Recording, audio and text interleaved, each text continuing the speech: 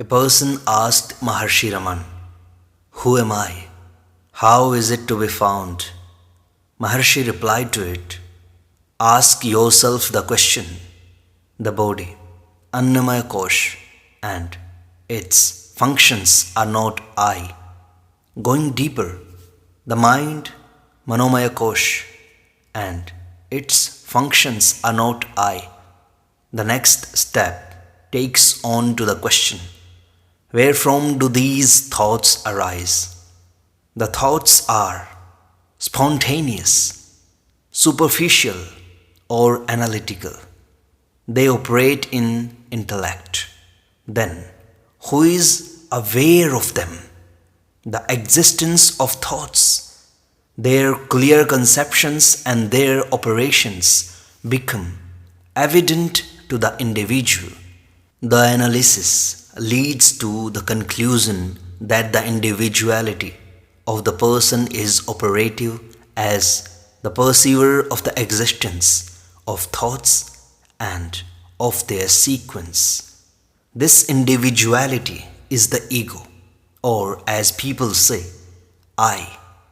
Vijnanamaya Kosh, intellect, is only the sheath of I and not the I itself. Inquiring further, the questions arise, who is this I? Wherefrom does it come? I was not aware in sleep. Simultaneously, with its arise, sleep changes to dream or wakefulness. But I am not concerned with dream just now. Who am I now in the wakeful state? If I originated from sleep, then the I was covered up with ignorance. Such an ignorant I cannot be what the scriptures say or the wise one affirm. I am beyond even sleep. I must be now and here, and what I was along in sleep and dreams also. Without the qualities of such states, I must therefore be the unqualified substratum underlying these three states. I is, in brief, beyond the five sheaths.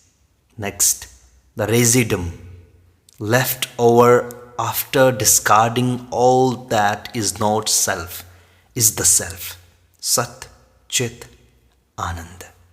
Questioner asked, how is that self to be known or realized? Maharshi replied, transcend the present plane of relativity. A separate being, self, appears to know something apart from itself, non-self. That is, the subject is aware of the object.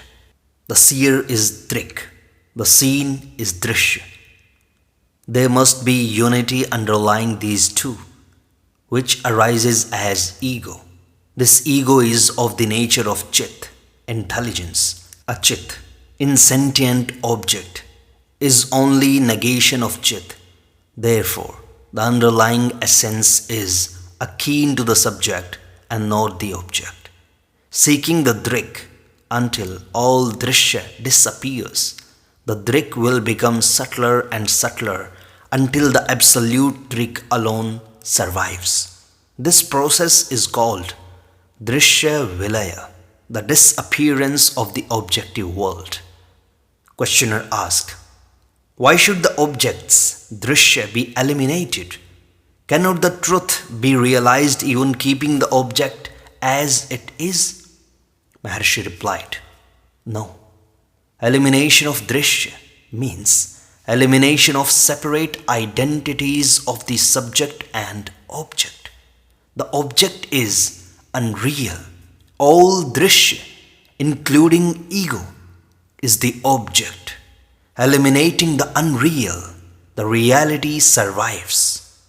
When a rope is mistaken for a snake, it is enough to remove the erroneous perception of the snake for the truth to be revealed.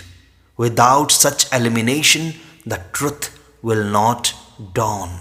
Questioner asked, When and how is the disappearance of the objective world, Drishya Vilay, to be effected? Maharshi replied, it is complete when the relative subject, namely the mind, is eliminated. The mind is the creator of the subject and the object and is the cause of the dualistic idea. Therefore, it is the cause of wrong notion of limited self and the misery consequent on such erroneous idea.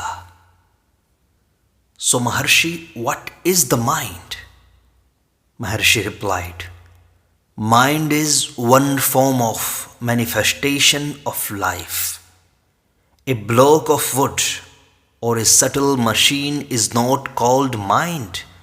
The vital force manifests as life activity and also as the conscious phenomena known as the mind.